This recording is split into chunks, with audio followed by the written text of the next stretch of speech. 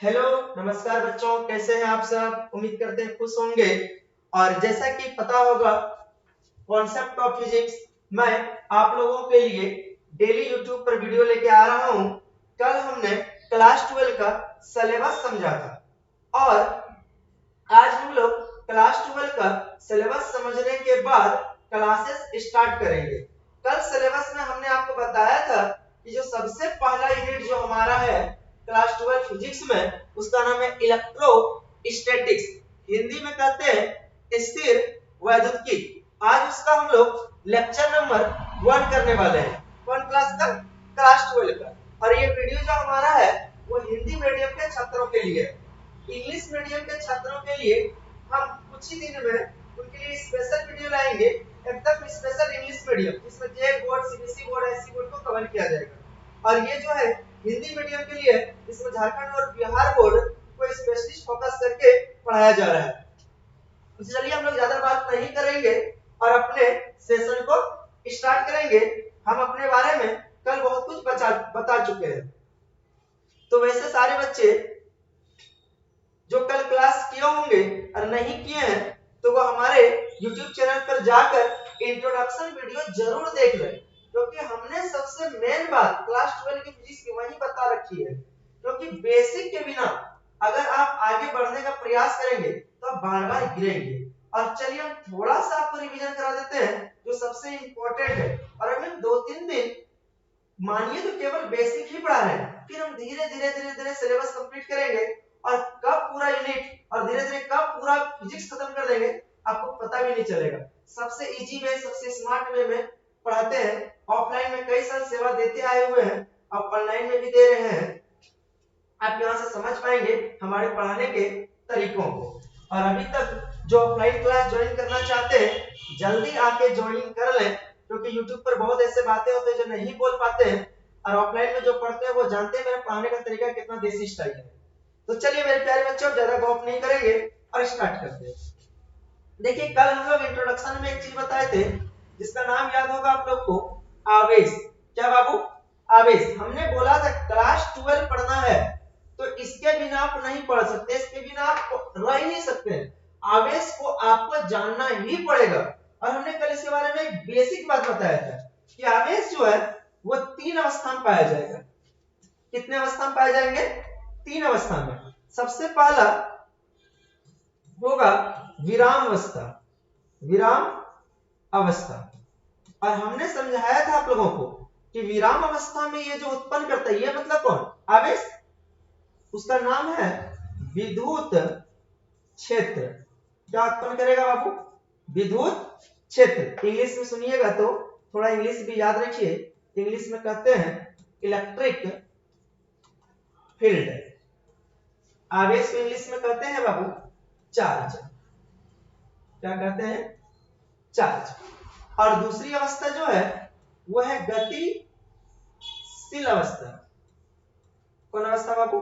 गतिशील अवस्था। मतलब जब आवेश गति करना शुरू कर देगा। तो इस केस में हमने आपको बताया था कि ये विद्युत क्षेत्र तो उत्पन्न करेगा ही, विद्युत क्षेत्र तो उत्पन्न करेगा ही, पॉलॉस में ये चुंबकीय क्षेत्र भी उत्पन्न करेगा। तो आपके क्वेश्चन एग्जाम में आ सकते हैं कि एक आवेश गतिशील है तो वो क्या उत्पन्न करेगा?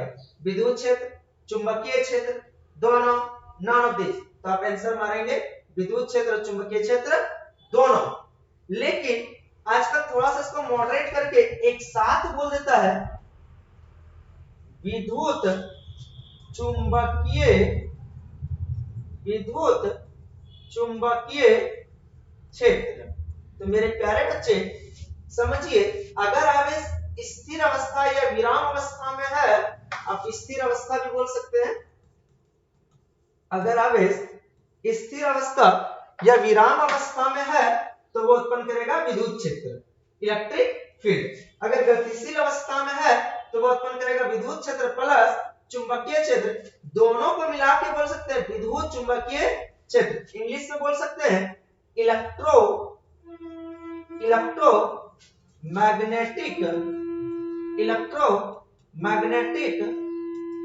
फील्ड। अब इसकी तीसरी अवस्था है त्वरित अवस्था, मतलब आवेश त्वरित भी हो सकता है, त्वरित अवस्था। और इस अवस्था में जो ये उत्पन्न करेगा इसको बोलेंगे विद्युत चुंबकीय, विद्युत चुंबकीय तरंग, इंग्लिश में कहते हैं इलेक्ट्रोमैग्नेटिक वेव, शॉर्ट में याद रखिएगा EMW, इलेक्ट्रोमैग्नेटिक वेव। तो ये सबसे इंपॉर्टेंट है, ये हर बच्चे को आना चाहिए। कभी भी पूछ दे तो धड़ाक से आंसर आना चाहिए कि आवेश कितनी अवस्था में होती है, 3 अवस्था, विराम अवस्था या स्थिर अवस्था या तीसरी अवस्था त्वरित अवस्था। स्थिर या विराम अवस्था में क्या उत्पन्न करता है, विद्युत क्षेत्र, या तीसरी अवस्था में क्या उत्पन्न करता है, विद्युत क्षेत्र प्लस चुंबकीय क्षेत्र। क्या बोलेंगे एक बार में, विद्युत चुंबकीय क्षेत्र। त्वरित अवस्था में क्या उत्पन्न करेगा, विद्युत चुंबकीय तरंग, इलेक्ट्रोमैग्नेटिक वेव। यहां तक अगर सबका क्लियर है तो हम लोग आगे बढ़े। अगर किसी को स्क्रीनशॉट लेना है तो ले सकते हैं। देखिएगा हम लोग पढ़ रहे हैं आवेश की अवस्था। तो हमने बताया था कि हम कल बोले थे कि डिटेल बताएंगे आवेश के बारे में। तो थोड़ा सा डिटेल जानने से पहले आवेश का हिस्ट्री जान लेते हैं, इसका बैकग्राउंड जान लेते हैं कि आवेश कब आया, कौन पहली बार देखा, इसके पीछे क्या रीजन था, लोग इसके बारे में कैसे गलत सोचते थे, कैसे फिर सही एक्सप्लेनेशन हुआ। एक्चुअल में आवेश एक घटना था, जैसे आवेश एक घटना से इसका उत्पत्ति हुआ था। आइए हम लोग घटना को समझते हैं। सबसे पहली बार जो आवेश के बारे में बताया था वो थेल्स बाबा बताए थे। देख लीजिए ये हमारा थेल्स है, मैथमेटिक्स में आप इसको पहचानते होंगे, मैथ में पढ़े होंगे थेल्स के बारे में, वही थेल्स है ये। और ये एक बार याद रखिएगा, थेल्स जो है वो साइंटिस्ट थे यूनान के। कहां का साइंटिस्ट है, यूनान के। देखिए ध्यान से समझिएगा, ये साइंटिस्ट कहां के हैं बाबू, यूनान के। आगे देखिएगा, ये बात जो हम बता रहे हैं अभी आवेश के बारे में, किस, अरे आवेश के बारे में कौन बता रहा है, थेल्स के बारे में। तो कब की बात है, 600 BC। आप लोग समझ सकते हैं अभी हम लोग का एडी चल रहा है, 600 BC मतलब कितना पुराना साल की बात है। तो उस वक्त एक साइंटिस्ट हुआ करता था थेल्स। कहां का साइंटिस्ट बाबू, यूनान का। देखिए यहां लिखा है थेल्स ऑफ मिलेटस। तो बहुत बच्चे कंफ्यूज रहते हैं नोट्स में देख के कि सर तो बोले थे थेल्स यूनान का, यहां लिखा है मिलेटस का। बाबू मिलेटस जैसे समझिए, हम जैसे कहां से हैं, झारखंड से हैं। झारखंड में कहां से हैं, दुमका से हैं। तो ऐसा बोल देंगे, कोई बोल दिया कि आशीष सर झारखंड के, तो क्या गलत बोला। कोई बोल दिया दुमका के तो गलत बोला। कोई बोल दिया भारत के, गलत बोला। भारत बोलिए, झारखंड बोलिए, तो उनका एक जगह है दुमका। उसी प्रकार यूनान में एक जगह है मिलेटस, वही का साइंटिस्ट है ये कौन, थेल्स। और कैसा साइंटिस्ट है, ग्रीक फिलोसोफर भी है। बिलीव नहीं कीजिएगा, एक बार ये नाव की यात्रा कर रहा था, और नाव की यात्रा कर रहा था और कौन समुद्र में जा रहा था, बाल्टिक समुद्र। ये जैसे आप लोग भी कहीं कहीं घूमने जाते हैं, तो ये भी घूमने जा रहा था बाल्टिक समुद्र, बाल्टिक सी।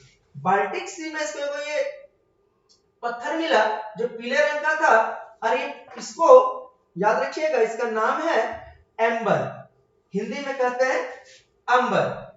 अब इसमें एक विशेष गुण था। गुण क्या था कि ये देखा कि जब भी इसको बिल्ली, देखिए ये नाव में जा रहा था और नाव के आगे में जो है बिल्ली के खाल से बांधा गया था, और जब ये बिल्ली के खाल से रगड़ाता था कौन, अंबर, तो ये आसपास का जो छोटा छोटा वस्तु है वो उसको अट्रैक्ट करने लगा था। थेल्स इतना नहीं सोच पाया, उसको लगा कि यही वो वस्तु है जो किसी दूसरे वस्तु को आकर्षित कर रहा है, और बड़ा खुश हुआ वो कि यार हमको तो एकदम जादुई पत्थर मिल गया कि ये किसी भी वस्तु को क्या कर सकता है, आकर्षित कर सकता है।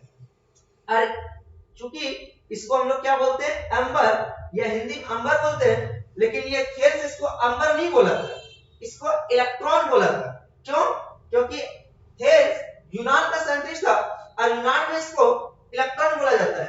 जैसे समझिए, जब हम गांव में थे, बच्चे थे, तो आप लोग सुना होंगे सिंघाड़ा, तो हम लोग गांव में बोलते थे सिंघाड़ा, लेकिन जब शहर आए तो पता चला कि यार इसको तो समोसा भी बोलता है। तो है दोनों एक ही चीज, लेकिन अलग अलग जगह उसका नाम थोड़ा सा अलग अलग है। गांव के लोग उसको सिंघाड़ा बोलता है, तो वहीं शहर के लोग उसको सिंघाड़ा समोसा बोलता है। बात समझ गए? तो जिसको हम लोग इंग्लिश में अंबर बोलते हैं, उसी को यूनान में इलेक्ट्रॉन बोलते हैं। तो इसका दो नाम क्या क्या होंगे? अंबर और यूनान में इलेक्ट्रॉन। तो थेल्स क्या बोला होगा? इलेक्ट्रॉन। यहां तक बात समझ में आई? तो भाई ये अंबर क्या है, इसके बारे में हम लोग क्यों जिक्र कर रहे हैं? क्योंकि पहली बार इसको देखा था कौन? थेल्स। क्या कर रहा था ये? छोटे छोटे वस्तु को अपनी ओर क्या कर ले रहा था? आकर्षित कर ले रहा था। जब ये आकर्षित कर ले रहा था तो इसको लगा ये तो बड़ा जादुई पत्थर है यार, तो बड़ा नाम हो गया इसका।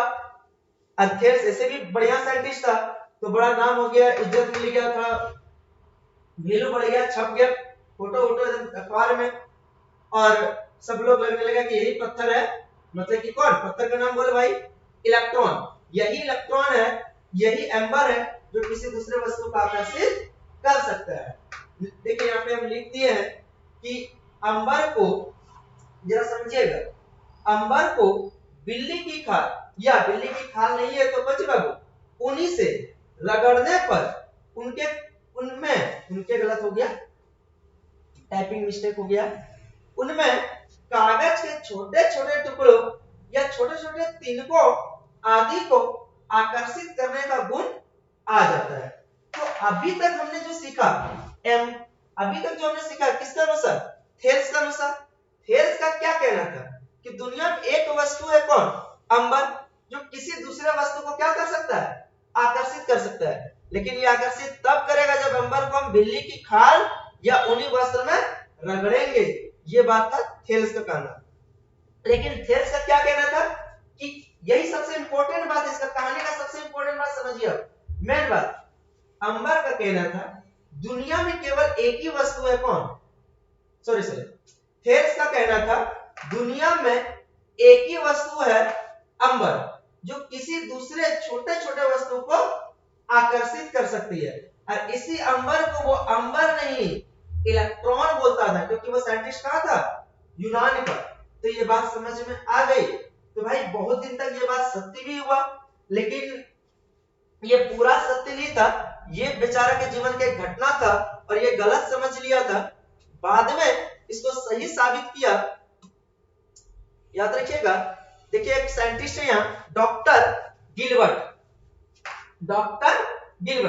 देखिए यहाँ पे ये डॉक्टर गिलबर्ट है, और इसका कहना था कि दुनिया में केवल एक वस्तु अंबर ही नहीं है जो किसी दूसरे छोटे छोटे वस्तु को आकर्षित कर रहा है, बल्कि कई ऐसा वस्तु है जो दूसरे छोटे छोटे वस्तु को क्या कर ले रहा है? आकर्षित कर रहा है। एक एग्जांपल आपको बताते हैं। कभी आप लोग बचपन में कलम लिए होंगे, उसको बाल में रगड़े होंगे, और छोटा छोटा कागज का तिनका जो आप लोग कागज फाड़ के इस तरह से किया होगा तो वो सटने लगा होगा। तो क्या ईमानदारी से बताइए, क्या ये पेन जो है, क्या ये अंबर है? अंबर तो आपको दिखा है, अंबर कैसा होता है बाबू? अंबर तो ये है, तो पेन तो अंबर है नहीं। पेन जनरली कौन चीज है? प्लास्टिक है। तो प्लास्टिक भी तो आकर्षित कर रहा है। तब बड़ा टेंशन में आ गया, क्योंकि अभी तक पता था कि कौन आकर्षित कर सकता है? केवल अंबर। लेकिन गिलबर्ट उसको गलत साबित कर रहा है। किसको? थेल्स को गलत साबित नहीं कर रहे, तो उसको बता रहे हैं कि भैया अंबर ही नहीं है, बल्कि दुनिया में बहुत ऐसा वस्तु है जो दूसरे वस्तु को क्या कर सकता है? आकर्षित कर सकता है। तो देखिए हम लिखे, डॉक्टर गिलबर्ट ने देखा कि अन्य कई पदार्थ हैं जो अंबर की तरह भी हल्की वस्तुओं को अपनी ओर आकर्षित करती है। जैसे क्या है? कांच की छड़, एबोनाइट छड़, सल्फर, ऊनी वस्त्र, ईटीसी। अब देखिए यहाँ पे इसकी जो महारानी है, किधर चल गई?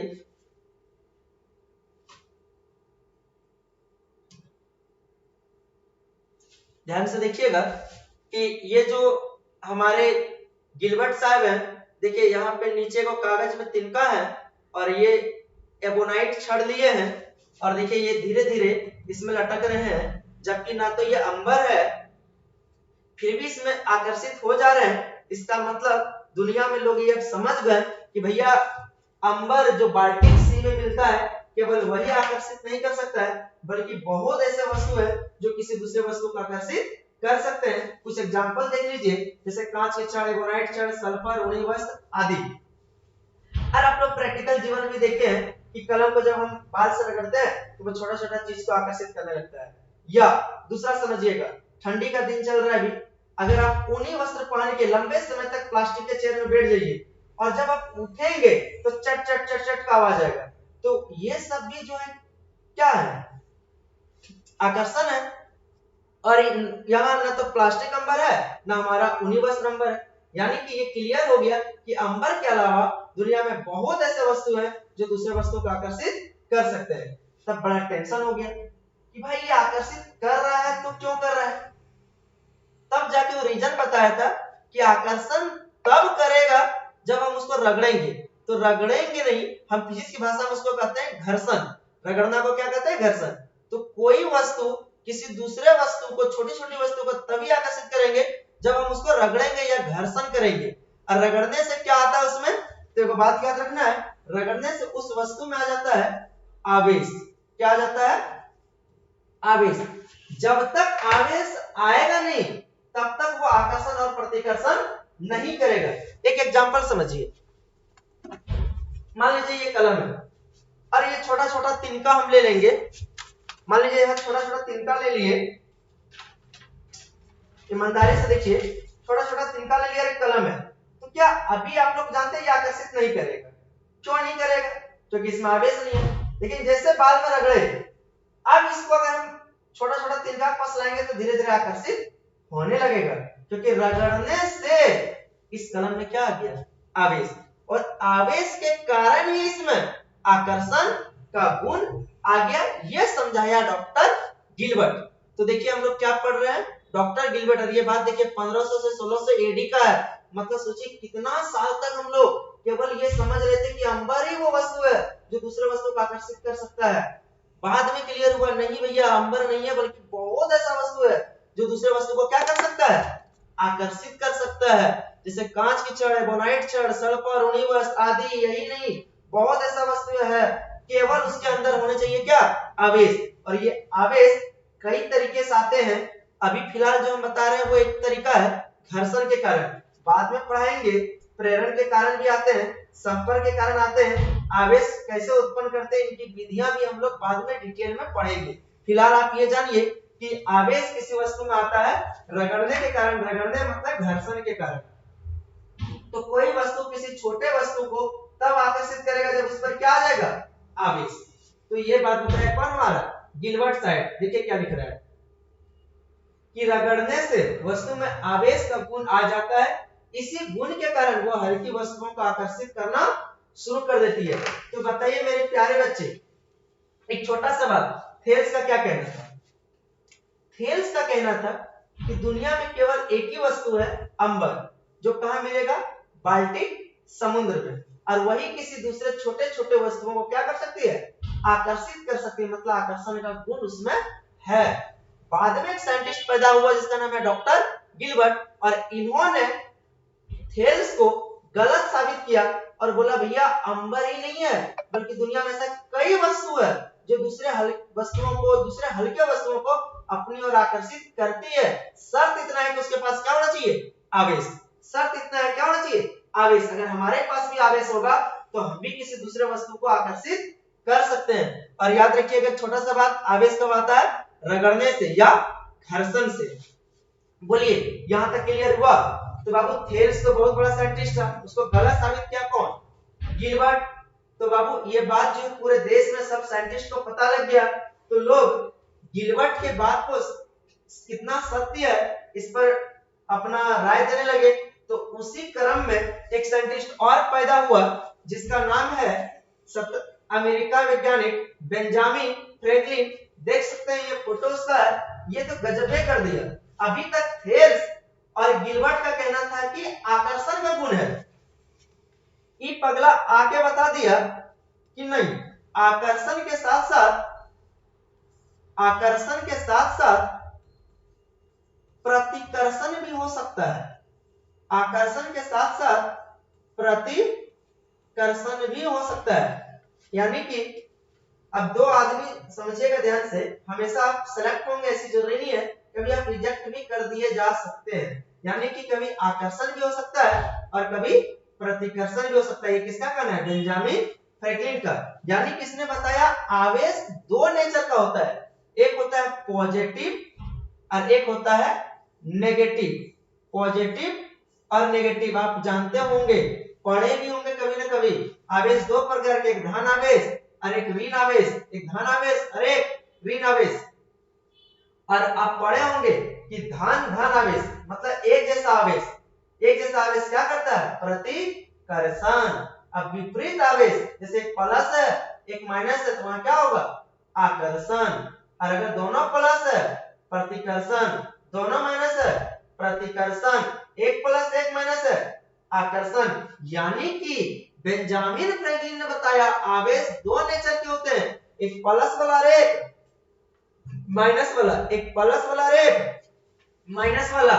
और इसमें दो गुण पाया जाता है, आकर्षण का भी और प्रतिकर्षण का भी। जबकि हमारे थेल्स और गिलबर्ट का केवल एक ही गुण पता था, कौन? आकर्षण का। ये बताया आकर्षण के साथ साथ क्या है? प्रतिकर्षण। और आवेश कितने प्रकार के हैं? दो प्रकार के, एक पॉजिटिव और एक नेगेटिव। तो चलिए देखिए इसके बारे में थोड़ा सा हम लोग क्या लिखे हैं, पढ़ते हैं। क्या हमने जो समझाया वही लिखे हैं। देखिए अमेरिका वैज्ञानिक बेंजामिन फ्रैंकलिन, देखिए 1750 एडी, जबकि हमारा जो ये साइंटिस्ट था 1516 से एडी। मतलब जब ये थेल्स को गलत साबित किया तब इसके बारे में रिसर्च करना शुरू किया, कौन? Benjamin Franklin. और ये रिसर्च करके बताया आवेश दो प्रकृति के होते हैं, एक पॉजिटिव एक नेगेटिव, और ये आकर्षण भी कर सकते हैं और प्रतिकर्षण भी। यानी कि पॉजिटिव और नेगेटिव, आकर्षण और प्रतिकर्षण समझाया तो हम बोल सकते हैं आवेश के प्रकृति के बारे में बताया। और ये क्या बताया? आवेश दो प्रकार के होते हैं, एक धन आवेश एक ऋण आवेश। और हमने समझाया समान प्रकृति के आवेश एक दूसरे को क्या करते हैं? प्रतिकर्षित करते हैं। जैसे समझिए अगर प्लस है और दूसरा वाला भी प्लस है तो पक्का ये दोनों क्या करेगा? प्रतिकर्षित। बात समझ में आ गया? अगर आप माइनस है दूसरा भी माइनस है तो भी क्या होगा? प्रतिकर्षण। लेकिन अगर यही विपरीत प्रकृति का रहा, आप लोग भी विपरीत प्रकृति को देख के आकर्षित हो जाते हैं, लेकिन नहीं होना है, पढ़ाई पे ध्यान देना है।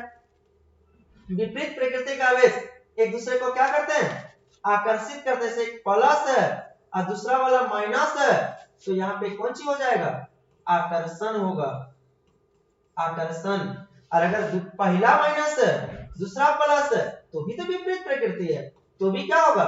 आकर्षण। तो ये बात बताया बेंजामिन फ्रैंकलिन। बेंजामिन फ्रैंकलिन का कहना था आवेश नेचर में दो टाइप के होते हैं, एक धन आवेश एक ऋण आवेश, एक पॉजिटिव एक नेगेटिव।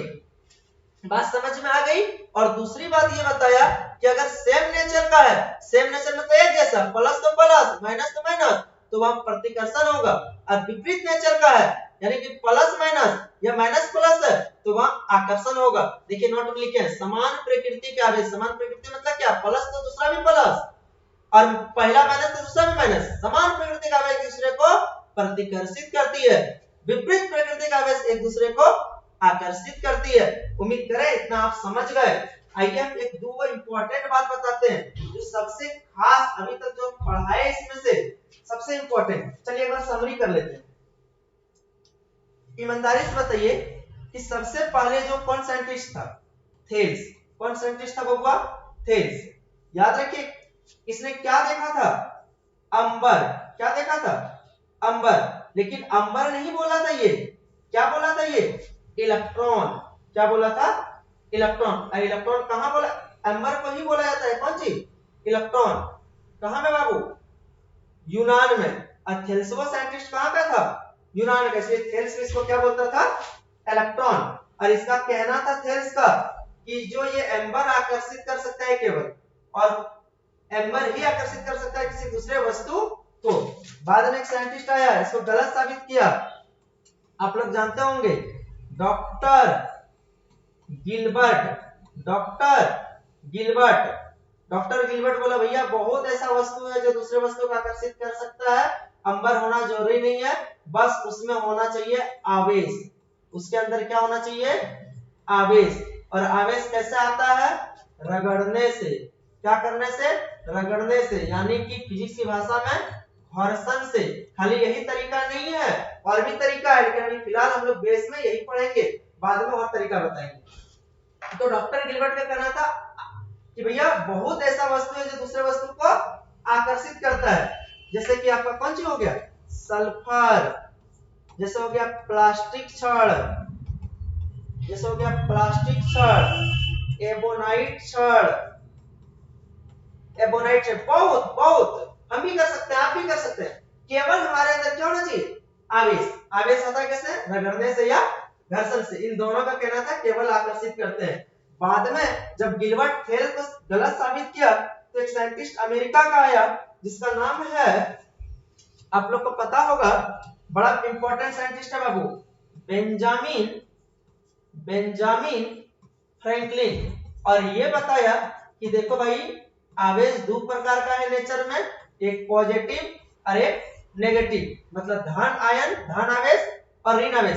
और ये जो है ये केवल आकर्षण ही नहीं करते हैं बल्कि ये प्रतिकर्षण भी कर सकते हैं।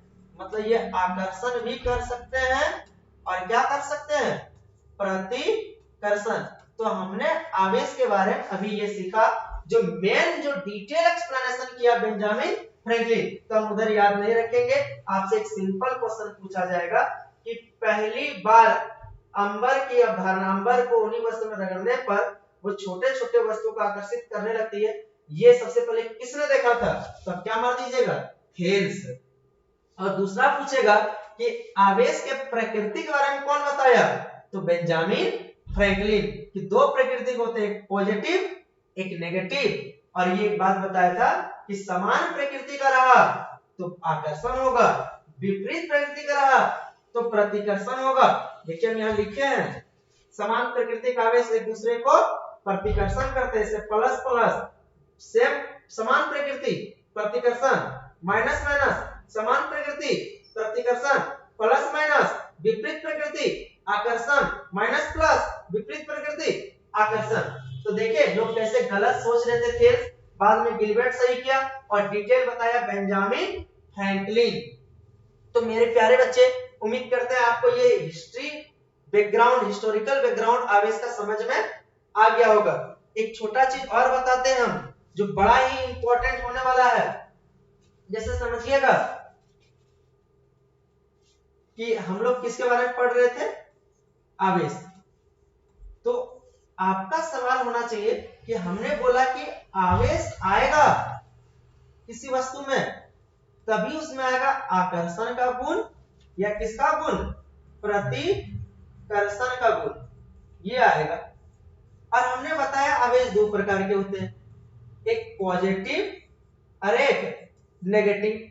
और ये गुण तब समझिएगा, आवेश दो प्रकार, एक पॉजिटिव एक नेगेटिव, इसमें दो गुण आकर्षण और प्रतिकर्षण। तो आप तो ये समझ गए, लेकिन आपका ये सवाल होना चाहिए ना कि सर ये पॉजिटिव नेगेटिव आवेश कब होते हैं, कैसे समझेंगे कि कौन पॉजिटिव है कौन नेगेटिव है?